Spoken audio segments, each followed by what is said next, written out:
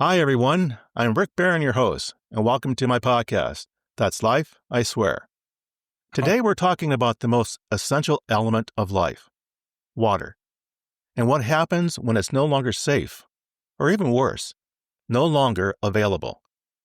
My guest today is Cydian Kauffman, CEO of Pure Water Northwest, a company at the forefront of exploring the intersection between clean water, climate change, and community resilience. Now, Cydian lives by a very powerful motto: test, don't trust. A simple yet urgent reminder in a world where water contamination is more common than most people realize. Being identified as a pioneer in the Top 100 Innovators and Entrepreneurs magazine, Cydian is an expert in water safety, filtration technology, and the sustainable practices we need now more than ever. One topic we'll be covering deals with the growing reality of what is called day zero. And what does that mean? That's the point at which cities are running out of water. We'll explore regions that are at risk and why this crisis demands global attention. Now, another topic that I think feeds into this is dear to Cydian, and that is the purity of the water you drink and how we can secure safe water for future generations. Please join me as I have my conversation with Cydian Kauffman. Cydian, welcome to the show. Thank you so much for having me on. I'm happy to be here. I've been looking forward to this very much. Could you provide maybe a quick overview of who you are, where you've been, where you are today in your life here? Yeah.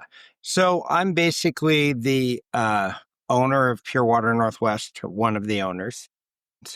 What we do is we do water treatment and water science. We focus a lot on how to take water from whatever state it's in, whether it looks bad, smells bad, or looks perfect, but happens to have a ton of arsenic in it, or E. coli or bacteria or whatever, how to take that source of water and turn it into good drinking water. And whether or not we're talking about a local town that has a municipality, or whether it's a wet private well, or whether it's a community well built for one of those day zero small areas in one of those day zero situations, that is a situation where we can come in and help with the actual quality of the water, or at least speak to the effects of not treating the water. I see. So I want to get back to that point because, again, as I called out, I know that's very dear to your heart, but I want to cover a topic that I shared with you, and when you were asking me what would be something that I would like to cover in terms of water itself. And, over time, I've come across numerous articles that deal with climate, but more so the one that really popped into my head was this term day zero. And I thought, what the heck is day zero? So as I started probing and researching, I came across that, there are some places in the world that are literally running out of water. And I thought, how does a town or even a city run out of water? I mean, places in South Africa, India, even there were some places in Japan. So I was really taken aback by just understanding that this is happening. So I guess the overall question I'd like to throw at you is, how does this happen? How do these people get in, or these cities get into this predicament? Yeah.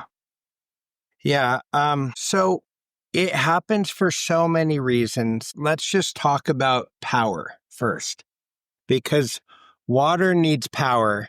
Power needs water, right? In any municipality, they are intricately linked. So a lot of these places, they might actually they might be power cycling or running out of power. A lot of times in those situations where that's happening, the water supply will keep flowing, but sometimes the water supply won't be being treated quite as well as it was before. And some of those places then run out of clean water before they run out of water. So this doesn't happen in the same way in every place. Another example of how you could hit a day zero, of course, just being the first time when a whole wide area runs out of water and what happens after that. And it's called day zero ominously because if people run out of water, panic sets in, the very next day, if not that same day. And that's because obviously without, other than air, which we die from within, 1 to 10 minutes, water we die from within 1 to 3 days, right? I mean, some people can go a little longer, but it's a very short time period. You can go weeks without food in some cases, but you can only go days without water. So day 0 is like, okay, we have 3 days until people are dying. We have 2 days until people are pulling out guns and shooting people for water. We've got a serious, serious situation here. So whether it's because of power problems, whether it's because of aging infrastructure, whether it's because of the most common source is full groundwater depletion, that is how that happens. And the truth about what happens and the cause of it is as complex as you can get and as unique and individualized as you can get. Some places may only partly run out of water, but they might consider it or call it a day 0. Some places then will have access to groundwater individually, and people who know the person nearby who has a borehole is suddenly being asked to pull up their water for all their neighbors. So that 3-day to complete collapse may be protracted, that might be expanded, but it's definitely an emergency, if that makes sense. Absolutely. I mean, I would imagine too, there are some other factors that I found that are contributing factors would be such things as living in an area where there's a severe drought, where the climate is just not cooperating in the sense of, getting a good dose of rain during a certain part of the year. But then the flip side of that coin, though, is also I've read where population growth that gets out of hand. It kind of puts a damper on the infrastructure, if you will. That also makes it happen. Yep, that's right. I think what happened in Cape Town actually a few years ago was that day 0 for them was, all right, water's not going to run out of your taps anymore, but we do have places that you can come get water from. So it didn't become the full social collapse that it would have become had they not given them another source. Almost all of these are, if they're large enough, will have other sources. But the ones you don't hear about are the small communities of 30, 40, 50 people who all share one well or borehole, and that borehole runs dry because of a drought. Those situations are where things get really dark potentially. Yeah, I've even heard of people predicting that situations like this could maybe lead to having a war over water itself. And that's a little terrifying when you think about that. Yeah. To take it on a more positive spin, the world is mostly water. It is about 1%, little under 1% drinkable water on all the water on the planet. Little under 1% is actually potable at any given time. That 1% is actually an astronomical amount. And it is definitely enough that if it were distributed right, it would be plenty of water for everyone. So there are solutions that are possible. But yeah, the geography of an area can definitely affect whether people have access to water.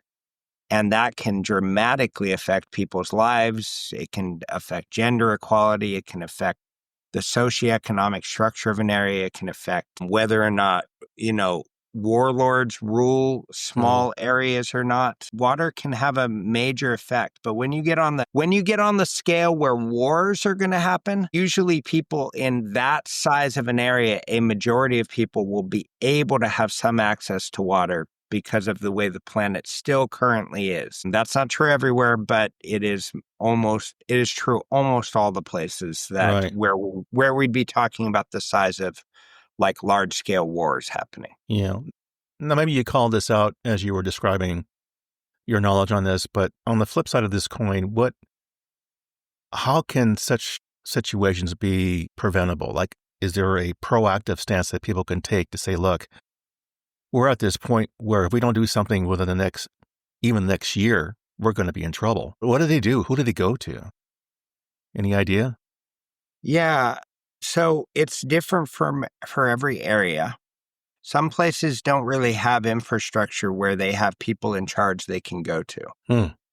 For the people who do, they need to take water reports to those people. They need to actually do testing, because I'll tell you what I've heard over and over and over again, and what I've read is that municipalities that are struggling, those governments that are running those municipalities that are struggling, if those governments are struggling, the last thing they have bandwidth for, sadly and ironically, is listening to people complain about things. They are facing near impossible situations all around, and so coming to them with a complaint is going to get pretty standard rejection. Coming to them with water tests, though, that prove that the water is really bad, that actually can get some results in some areas. So there's that. Smaller areas where people are already trekking, 4 hours a day to get water for their family and then trekking back, which happens a lot. Those places are already suffering from kind of social or economic problems. And those areas are, if they run out of water or they run out of their source of water, the entire town is probably moving somewhere. They're probably going somewhere. So those areas have those issues where that's their solution. On scales the size of cities like Seattle or New York or anything like that, they are usually not going to have major water problems. They're going to have quiet water problems. So when you say quiet, what do you mean by quiet? I mean like PFAS levels or forever chemical levels that are technically within a legal framework that are allowed to be in the water because it has to be put on the back burner because it's not legally required yet. And in order to not be fined or shut down, they have to meet with all their legal requirements first. So the EPA sets a legal standard and a health standard for drinking water.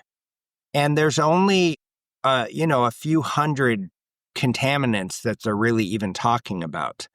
There are thousands of potential contaminants in water, and many of them have not been fully tested for or identified. Luckily, the treatment methodologies that are used are very catch-all. So they do tend to catch a lot, but they don't catch everything. So it's this, when I say quiet, I mean not spoken about, not studied, not fully known, not fully understood. Because as soon as it's fully studied and understood, then you have to acknowledge something. So this is not doom and gloom on these parts completely. I mean, people have been drinking this water for ages and they're doing okay. So, I mean, the proof is in the pudding, so to speak, for a lot of these places. But where the problem occurs is this like point where emerging contaminants and lack of testing or identification meet. And that point is where some areas have had problems. And then failing infrastructure can lead to problems as well. So the two main things are the unknown unknowns and then the failing infrastructure that can cause sudden, surprising problems like what happened in Flint, Michigan, or the Red Hills problem in Hawaii, or other things like that. Wow. So, I mean, let's go back to Flint, Michigan. I'm trying to recall what happened there, but I think if I remember right, it was the piping system that got completely infected and to the point where people just flat out could not use anything out of the tap. People were just buying bottles and bottles of water. That's right. Now, did that ever get resolved? I mean, are they going through a major infrastructure rebuild? I mean, excuse my ignorance, but I never really went back to find out in my research what happened to that town. Yeah. No, so yeah, it's fine. A lot of people don't know. And I actually frequently have to remind myself of the exact numbers. The overshot is a lot of people were affected. I guess about 100,000 people were affected by lead in old pipes. And they had actually been affected by it for a very long time, actually. And they were noticing declining IQs and people in an area having behavioral problems. And so finally it came out what was happening. And what came after that was quite a bit of apathy, a bit of apathy. That's for lack of a better word. Right. Which was like the government saying, we'll get on this, we'll do something about it. But they didn't really act super fast. I mean, I've said this before on other podcasts, if it were me, I would, call up China and ask them for a 30,000, 40,000 reverse osmosis units. They can get that made, sent within, a few weeks to a month. That'd be, less than $1 million. It'd be 500 grand probably to get that. And then some people would put it in themselves. Otherwise, you'd create a coupon program for local plumbers to put it in, where the government reimburses plumbers for doing that work. And I mean, people would have had the problem pretty much resolved within about 2 months, maybe 3. Osmosis units, what is that? I never heard that term before. Yeah, sure. Reverse osmosis is kind of a technology. The primary use used to be making it so that the military can float on the water, pull up seawater and turn it into drinking water. It's an impressive technology. It is basically, the concept of osmosis is that two bodies of water that are separated by a membrane, they will tend to equalize over time. Reverse osmosis is literally reversing that equalization by creating a membrane that has pretty specific sizing of the permeation of the holes in the membrane, allowing water to permeate its contaminants one direction while leaving through pressure, while leaving the other side having clean water. So you can push all the salts, all the waste, all the contaminants of almost everything, not everything, to one side, throw that down a drain as waste, and then drink the other side. So reverse osmosis technology it has downsides of requiring time. It can only move slowly. And a lot of companies that are selling fast ROs are actually just sacrificing quality to do it. So it can really only move somewhat slowly, and it requires pressure, and it requires waste. As long as you're okay with those 3 things, you can get amazing water from almost any contamination. That is amazing. Now, you mentioned China. Why China? Why not get it here in the United States? Just because they would be able to do it cheaply and quickly. And that's just the reality of Chinese manufacturing. I mean, maybe they could have. I only happen to know that that's true. It's possible that the people who, were in charge of Flint could have found a local manufacturing company to put it together for them as well, in which case they should have done that. But I only mention China because it is, in fact, we actually try not to source anything from China in our company because the quality is certainly not guaranteed, especially on water treatment media. We've seen a ton of bad media from there, but for an emergency situation like that, it would probably be one of the better ways to go. Yeah. When you talk about Flint, I mean, I would imagine there are probably other Flint cities throughout the United States that are probably going to be facing the same issue because of the old infrastructure. And disasters, or like the Ohio train crash problem that happened. Right. For example, yeah. But it's, things like that you begin to wonder. Kind of going back to the day zero, did you ever have an opportunity to, lack of a better word, opportunity, to visit places where they were encountering a situation like day zero? No. And honestly, these are not super common today. For me to encounter that, I would have had to seek it out. And they don't want people like me during a day zero situation, because people like me are trying to make the water that does exist be drinkable and healthy and safe. In those situations, they're like any water is okay or acceptable. And that is not always the case. They probably should have someone like myself at least there for the most remedial stuff. E. coli or other forms of bacteria can create a worse situation than no water at all. But in almost every situation, if you have a choice between really bad water or zero water, you would choose really bad water because otherwise you're going to die. Wow. So that's amazing. I would think those who are in power would want to listen to someone like you to understand, I get it. Water is better than no water at all. Yeah. But why not take it a step further to help those, and even yourself? It's going to impact you as well. I don't get why somebody would just put their hand up and say, no, thank you. Yeah.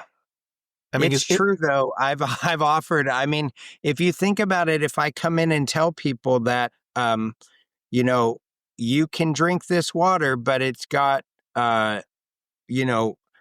3 parts per million of arsenic in it, and you will have people have organ failure from drinking it in the next 4 to 5 years, they're going to say, cool, I wish I hadn't been told that. You know what I'm saying? They're going to hope. They're not going to want that information at that point during an emergency. They're not going to want I even tell people about this. They're not going to want that burden. Yeah, well, I guess I think of it as not being a burden, but I get your point. But Yeah. I think overall, I agree. It's like, why deny what's coming at you when you could proactively right now solve this problem? It could be long-term. I get that. It could be costly. I get that. But how do you put a dollar value on someone's life, even a child? That to me, I just can't put any logic behind that. Now as I called out, I know when we first talked, you expressed how you have a real love for the purity of water, how you test it. And a lot of things you were sharing with me kind of blew me over. I got to be honest with you. So afterwards, I went to that website you called out, and I went looking at the possible outcomes of what the water could cause. And as I went down the list, it was cancer, cancer, cancer. And I feel like, okay, is there anything that could be done to even prevent that from happening? And again, I guess that would be extreme cost to try to dive deep into that to solve that problem. But if you would, could you walk us through what you have learned over time?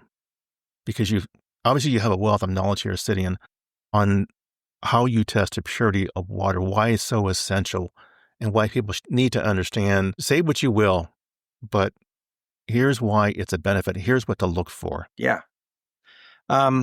I will. And I just ask people to wait till the end because I'm going to certainly end on a positive note. I just want to start by saying anything can be in water. On a well, the groundwater is collecting runoff that is running over the ground and falling through the air. It's going to capture VOCs. It's going to capture pharmaceuticals, factory chemicals, pesticides. Just about every single thing you can imagine can be captured in a well. What it's filtered through, the bedrock it's filtered through, is not always the same. Sometimes it's underground rivers. Sometimes it's large underground aquifers that are pulling directly from sources with almost no filtration. Sometimes there's layers and layers of thick bedrock that act as natural filtration. It can be anything. We have seen well water that has cyanide in it, which was crazy because cyanide's not on the periodic table of elements. That would only be able to happen from some sort of very unusual degradation of plant matter. We've found wells that have arsenic that is so high that it would cause cancer very fast. We found cryptosporidium and kind of the worst parasites you can imagine. We've found just about anything in well water. Municipal water is going to have less of most things in it because they oxidize that. They add chlorine. Chlorine itself has its own potential problems for people, but they add chlorine, which is much better than them not adding chlorine, because oxidizing elements shifts most things into a bound form that is not in solution, meaning it's not getting into your body through the binding to the water molecule. Instead, it's coming in a form that's much easier for your body to clear. So, municipal water, ironically, does tend to be better, but even that can have a wide variety of things in it. So what we want to do is we want to test. We want to just really identify what is in that water, and we want to make sure that whatever is in the water is known and then treated to the level that you find acceptable. Now, so that's the scary bit. That's the, okay, for all I know, I've been drinking arsenic for 20 years. Yes, that's true. That is absolutely true. And you're not dead yet. And that is positive. And that's because on the positive side, your body is the filter if you don't have a filter, but your body is a good filter. It's very good at its job. It is a homeostasis engine. Its work is to constantly find homeostasis, which is a balance in your cellular level, at your cellular level. And the byproduct of that action is some inflammation, and inflammation is cleared through exercise and sleep and nutrients. And so, interestingly, despite all this stuff being potentially in water, a lot of this stuff is ameliorated by exercise, diet, being generally healthy, and your body doing its job. When it catches up to you is where it has a problem. And yes, that can cause cancer. It can cause organ failures. It can cause inflammation that lead to other neurological problems. It can cause direct neurological problems. All these things are possible. But usually you only get that when things hit really high levels or go for a really, really long time without being cleared by your body. So water treatment is sometimes life-saving. Every once in a while, we are hitting an emergency and we're saving somebody's life. Usually, it's quality of life saving. It is life elongating. So usually, water treatment makes you have less inflammation. It makes you generally have less skin issues. It makes you generally as long as you're treating your shower water as well, it makes you have less overall work that your body needs to do to find homeostasis, which creates less inflammation and creates less work for your body, leaving more room for your body to clear and do other things, help with other free radicals. So water treatment is, like I say, sometimes life-saving, usually only quality of life saving and life elongating potentially. So that's kind of why we do water treatment and that's why I kind of love it. It can be scary, but it's really not something that almost anyone needs to urgently do really fast. You can take your time, you can study, you can make sure you're making the right choice for you. And I know that's funny for a company that sells water treatment to say, but I don't want anyone out there to feel like they get a salesperson showing up to their house and they have to suddenly make an emergency decision because the salesperson tells you that, yes, you have been drinking arsenic. Wow. You've probably been drinking arsenic, but don't make a rash decision. Your body's been doing its job thus far. Give it a little time, make the right choice. But I would make a choice. Is the testing of water kind of a broad overview? Is there a set standard that goes across the United States, or does each state kind of do its own thing? Do you know? So, okay. There's an EPA standard, meaning that every municipality over a certain size, well, the EPA stands for Environmental Protection Agency. It's a federal agency, and it sets a standard. Then the EPA standard is adopted by every local county's and state's Department of Health. They're like, all of them basically say, okay, we're going to follow the EPA standard, and maybe we're also adding on these standards on top of it. So every state has their local standards, but they are all minimally the EPA standards. The EPA standards are legal levels. So they say right on the EPA website, these standards are as close as we can get to the health level being usually much lower than the legal level. They say it's as close as we can get to the health level, taking cost and other factors into consideration.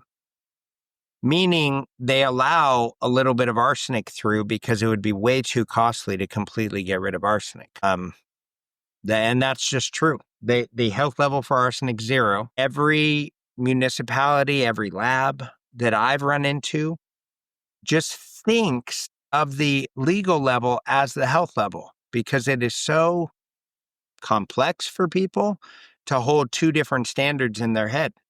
So for whatever reason, like I get people calling me on the phone all the time saying, "Yeah, I'm within the healthy level." And they're showing me stuff that's above the health level and I'm like, "Where'd you hear that?" And they said, "Yeah, the lab told me that I'm safe." And I'm like, "Cool. Labs should be sticking to what is actually legally permissible to say because they're within the legal level." Whatever.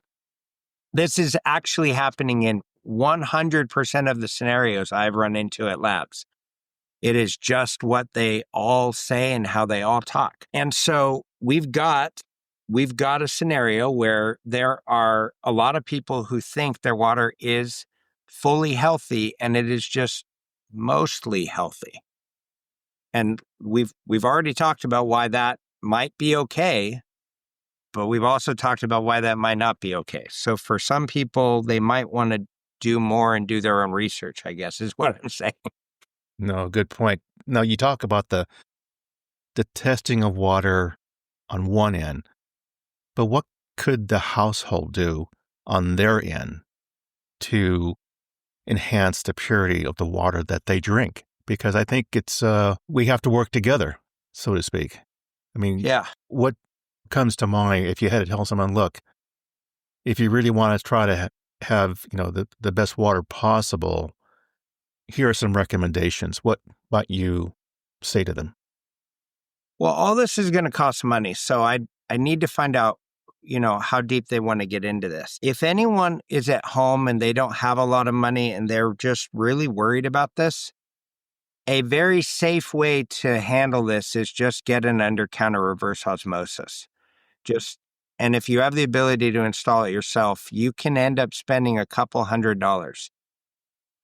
Those cheaper ROs tend to leak. I highly recommend you get a rubberized mat and a leak alarm, but it'll be good, and keep up on the filter changes and you'll be much, much better than you were. If you're worried about this and you don't have a lot of money, then just do that. Otherwise, if you have some money to spend on this, I highly recommend you do testing, or you at least look up the CCRs, the local test results, look up the environmental working group, tap water database, collect the results together, and then talk to somebody like myself who is in water science, has Water Quality Association certification, and has a real deep understanding of these things and understands the difference between the legal level and the health level.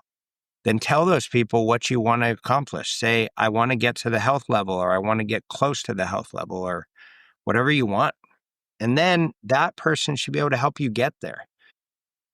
I frequently put in whole home systems. Our systems tend to cost between, $4,000 to $8,000, depending on what kind of treatment is needed. Our under-counter reverse osmosis systems are generally about $1,500 installed. So we tend to have pretty affordable, pretty approachable solutions, but that depends on the person. And if it's not affordable, then definitely do something like a reverse osmosis system, because that's a catch-all. It doesn't catch everything. It is not 100%, but it catches a great majority, especially in systems where it's already treated with chlorine. The other side of the coin is people who have private wells. I would never, ever not test a private well with a full spectrum test. And I mean at least 50 different contaminants. And I recommend closer to 100 or 200 different potential contaminants, so you can capture VOCs, pesticides, and factory chemicals and the like. But that is on a well, you can literally have anything. And if there's one thing you can do, it's do a very, very complete test on a well. It is worth spending the money on. Tap Score does them for not very much money, and it's just a really good idea. Wow. Sitting here listening to what you're saying, it's just overwhelming what you know, and expanding upon, the earlier topic about, day zero scenarios. I'm guessing you've gone around the country giving presentations about this topic. And that said, what do you hear most from the audience in terms of the purity of the safety of water, just things in general as to what they need to know or be aware of, especially if you're dealing with people who are running a city, and taking care of that water system? Yeah, people are people. And I tried to do my very best when I'm talking to rooms full of people or Zoom calls with people in them. I try to do my best to be balanced. I try to ameliorate the stuff that sounds scary with some positives so that I give people room to have thoughts. Because what I find happened, if I'm not very careful, is a person will act with a fear response and deny or reject everything I'm saying. Or they will have so many questions and, go off in every direction with a fear response that's like, my God, I need to do something about this right now. I don't know what to do. And it can be paralyzing. So the questions I get are usually like, okay, some denial, like, okay, is it really this bad? Like, it sounds like I used to drink out of a garden hose. I'm not dead yet. Responses like that. Or I get the other side of like, okay, so can you look at my water? Can you tell me exactly what's in my water? Because I've been drinking it. I have kids, that kind of thing. I talked to a family recently, 3 days ago, who they have little kids. They've lived in their house for 10 years. And 10 years ago, they had a well company, and well companies should not be doing water treatment. They don't. They're fantastic at drilling wells. They should not be doing water treatment unless they have somebody trained and certified on their staff. This well company put in this small arsenic unit for someone who had arsenic that was 2.5 times the legal level. Very, very high amounts of arsenic. So way above the health level, above the legal level, at a level that it could be dangerous. They put in a very insufficient system. They put in a filter that was about this tall, that would, at their level of arsenic, go bad usually in about 3 days. Not 3 days, 3 months. It would start declining in 3 days. They did an undercounter reverse osmosis, which for arsenic is potentially only 40% effective, depending on the kind of arsenic they have and the effectiveness of the membranes. On municipal water, it tends to be higher effectiveness, just as a side note, because it's oxidized by chlorine, but that's not the case on a well. And so these people were staring at me while I was telling them this, and I had to break the news to them that for 10 years, they and their kids have been drinking an unknown and fluctuating amount of arsenic. And luckily, they change their filters every year, and they get a period of time free of arsenic. And that means they have a time for their body to help clean their body. And metals are hard for the body to clean sometimes. So it is the saving grace that they had any treatment at all, for sure, for them. Well, so 2 questions come to mind. One is, what's your sense of why people are such deniers about what they hear about the safety of water? What seems to come to mind? Yeah, I've thought about this a lot. Yeah, it's the ostrich effect. If you have been drinking, if you have to drink water, if you're hearing somebody talk about water and I'm going to be drinking water an hour from now because I'm going to be thirsty. I'm going to drink water today for sure. And I don't have any clue whether the water I'm drinking is safe or not. That is too much. That is honestly an unfair burden to put on somebody. if you think about it. It's really not nice. And so I feel bad a lot when I'm telling people about their water. I feel bad a lot because I know that I'm giving them a burden they can't do anything about. I didn't bring a way with me that they can just like in the meantime have good water. They're going to have to go to the store and get bottled water, which has microplastics in it. But it's better than the arsenic. Like for these people, it would be better than the arsenic water that they're drinking. And so it becomes this like, I can't deal with this. I'm just going to drink water and forget everything that guy said. And I can't blame him. Yeah, it's almost like saying, well, we're going to die eventually, so what the heck? Right. Exactly. And my other question was, and I'm wanting to pay a compliment to you because, again, what you have been presenting has been extremely of high interest to me and hopefully to the audience. But have you ever done a TED Talk? No, Why I've not? never done a TED. Well, I think it's hard to get on TED Talks. I don't. Well, yeah, that's true. A friend of mine who just recently did a TED Talk down here at Stanford University, she tried, and I'm guessing, I think it was like over a year, and she was being, always turned down. But eventually she was able to get it.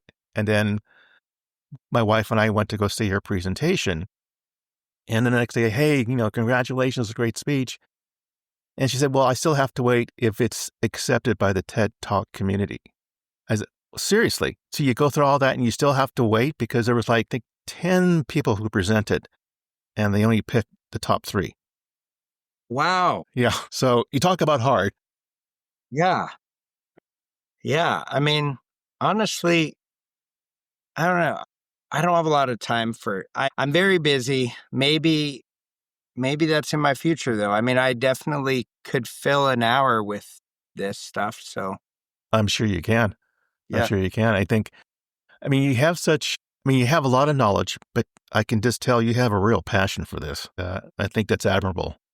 I appreciate that. Yeah, it's a hard industry because there's so much bad science, so many weird ideas, so much denial, but it is also one of the only thing more important is air. Right. No, I think that, there are people out there, Cydian, who appreciate what you explain about the purity of water, how things can sometimes get to a point of like a day zero and understand the implications of what could stem from that. Like you think of a town that was doing quite well, say in Pakistan, all of a sudden, hey, we're out of water. We got to get out of town, so to speak, and there's a massive migration. And one thing leads to another. I think people don't understand that unless we take proactive steps. Yeah. Sometimes the problems that come about are the creation of something, well, had you just done this, Yeah. we could have avoided all this. For sure.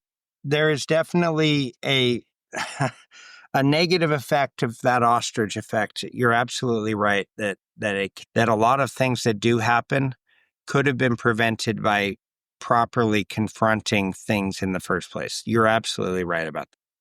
So if there was one glowing point you'd want to leave the audience about what we've talked about, what might that be? My glowing point would be to don't be an ostrich. Test. Don't ever feel like you're in an emergency. Just test and then find somebody to help you interpret the test. And then take some time and make a good decision for yourself on whether or not you're happy with it as is or whether or not you want to make a change.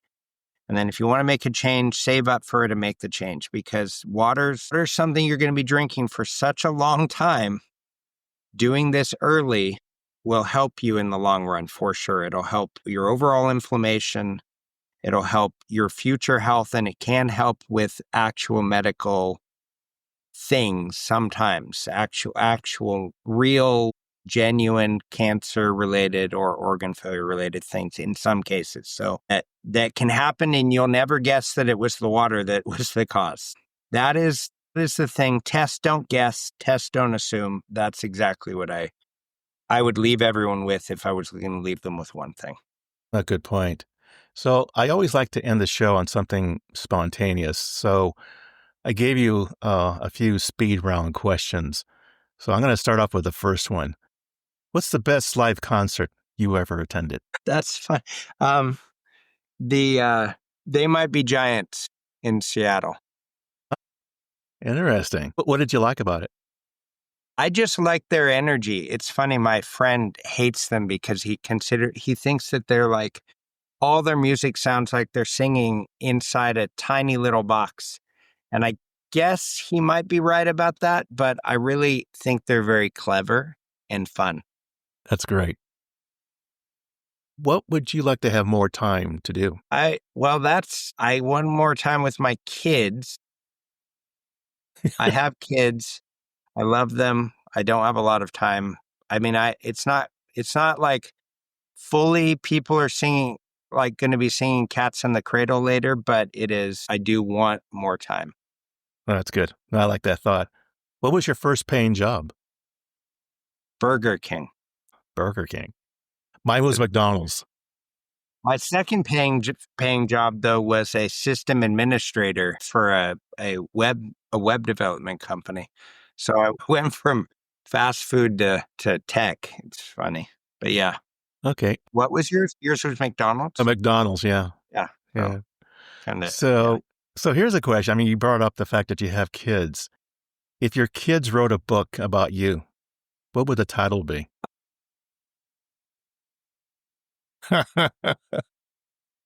My dad always works, but he taught me a lot. Good one. I like that. Okay, final question. What would you attempt to do if you knew you couldn't fail? Oh, okay.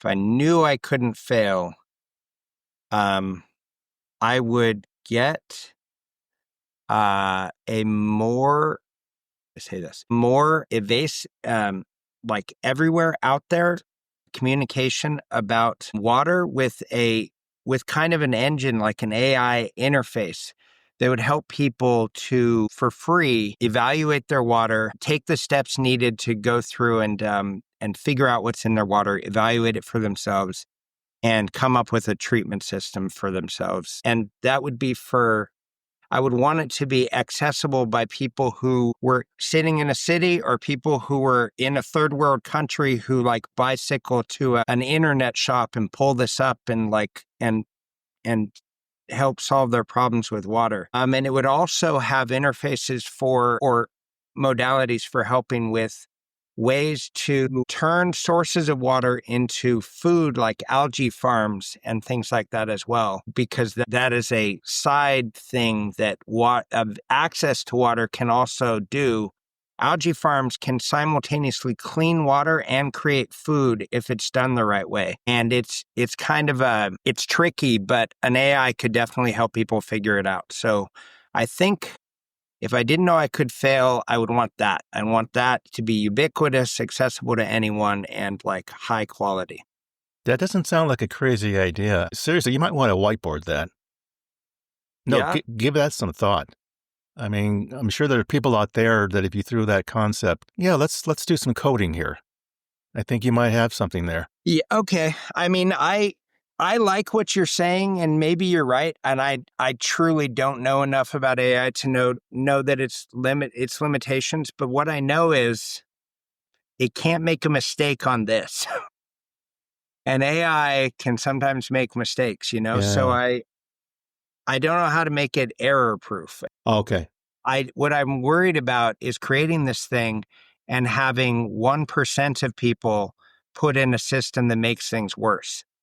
That's the only thing I'd be worried about. But no, I see your point, because sometimes AI may give you an answer that they call an hallucinating. Hallucination. Yeah. Yeah, then it's not correct. But anyway, I really want to thank you very much. I mean, this conversation has been very enlightening. I've been looking forward to speaking with you. I'm glad you reached out to me, because I think you hit on a topic that's very dear to my heart. And obviously, it's dear to your heart.